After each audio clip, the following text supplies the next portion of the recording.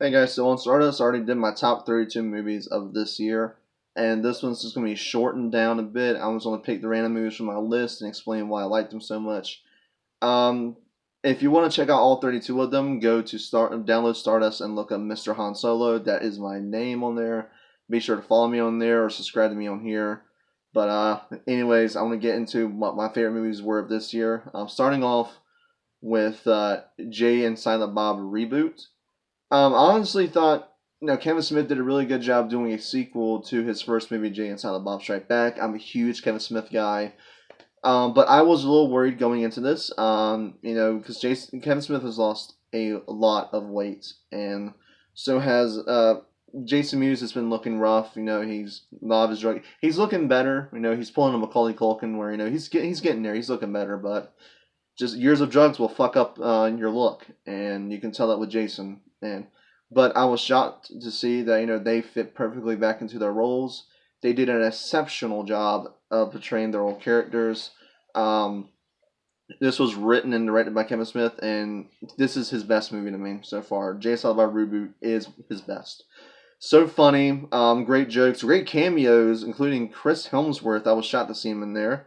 Returning members from his older movies, like Ben Affleck returns, Rosario Dawson returns, a bunch of fucking people returned for this movie, and it's glad to see them all back in a Kevin Smith picture. And this was honestly to me this year's best comedy.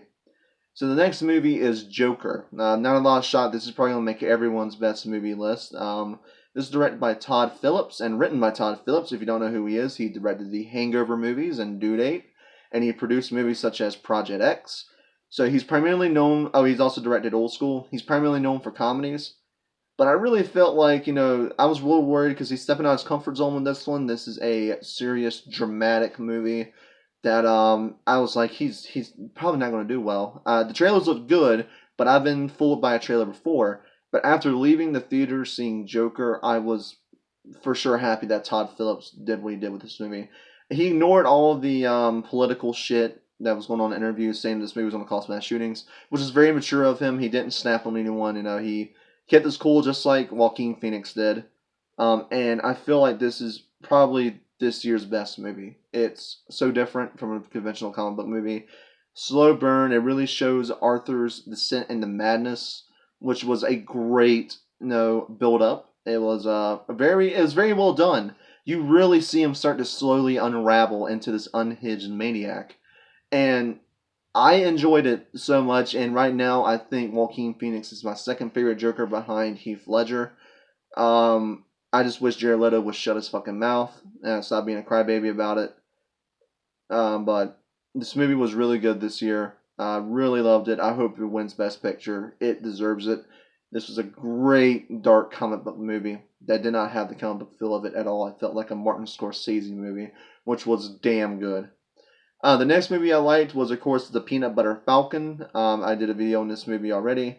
Really great emotional thriller, like a roller coaster movie with Shia LaBeouf. He definitely put up his A game for this movie, and this is the movie that actually stopped him, made him quit drinking.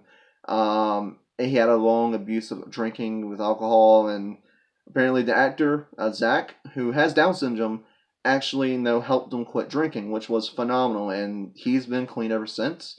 So this was like a big changer for Shia LaBeouf. Him actually doing a really phenomenal performance, and he did another one this year with Honey Boy. But goddamn, Shia LaBeouf just really did good with this movie, and same thing with Zach. With Down, even though he has Down syndrome, that he didn't let that stop him from doing an excellent performance in this movie. Really good job. And there was a few wrestling cameos in here. Mick Foley was in it, and Jake the Snake Roberts was in it. Shocking. But really good movie this year.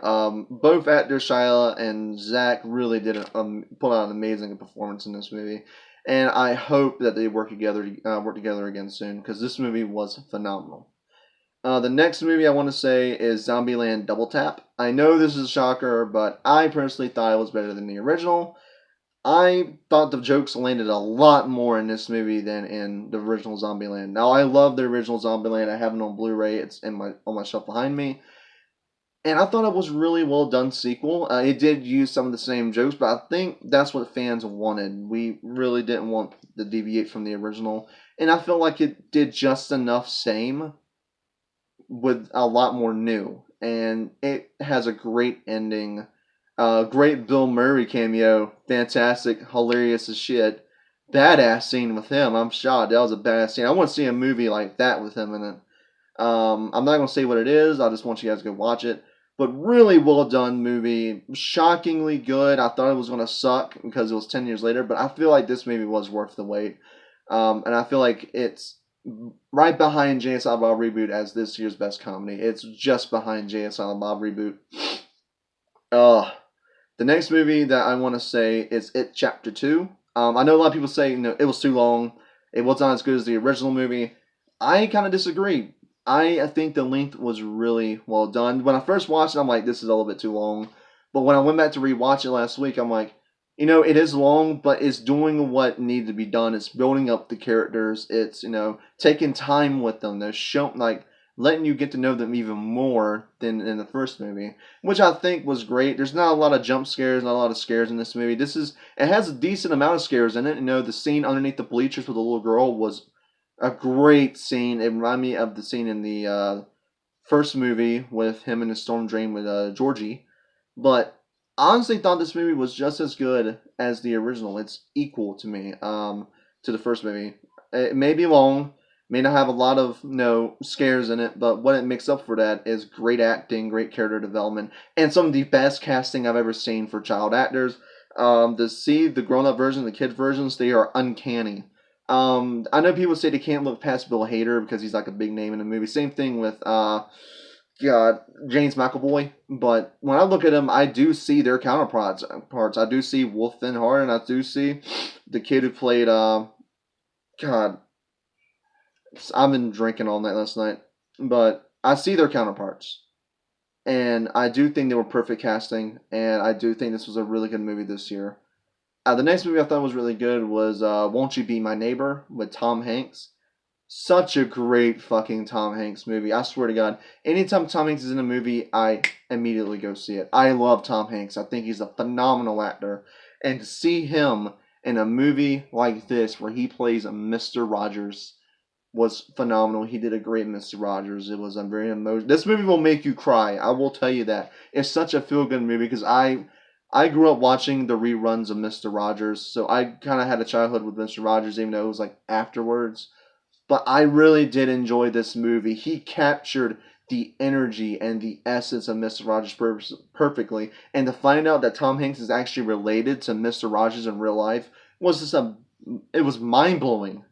And now we can watch a movie where a relative of Mr. Rogers plays Mr. Rogers, and that relative happens to be Tom Hanks. So it's a great movie, great emotional movie, and I hope it does get nominated for something.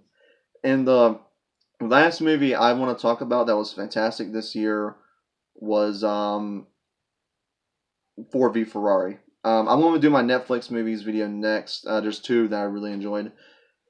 But, and two, I'm going to do the Netflix stuff, like the best of Netflix for 2019 in my next video. But Ford v Ferrari was phenomenal. Christian Bale and Matt Damon are great together in this movie. I love the story of this movie. I'm a big car guy, and I know a lot about what was going on in the movie. Because I read up a lot about the Le Mans 24-hour race. I believe that's what it's pronounced. I'm sorry. It's really good movie. Very tense in some scenes when it comes to the racing scenes. Because it was a very dangerous race. You had drivers driving for 24 hours without sleep. And it was very dangerous. And they were driving cars that were really fucking fast for their time. Not for our time, it's for their time.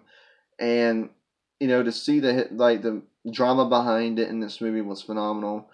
Like I said, Matt Damon, Christian Bale, phenomenal in this movie. So that was some of my best movies of this year. If you want to find out the rest, go on Stardust and watch them. Just make an account, look for Mr. Han Solo. That's me. And I'm also wearing my new Christmas present. I'm wearing my Nintendo 64 T-shirt. But yeah, those are some of them. And I'll be uploading this, and after that, I'll be doing my best of Netflix for 2019, which is only going to be 4 things, because Netflix was kind of, they're really picking up their game, but they're doing it slowly. So I'll see you guys in my next video today. Later, guys.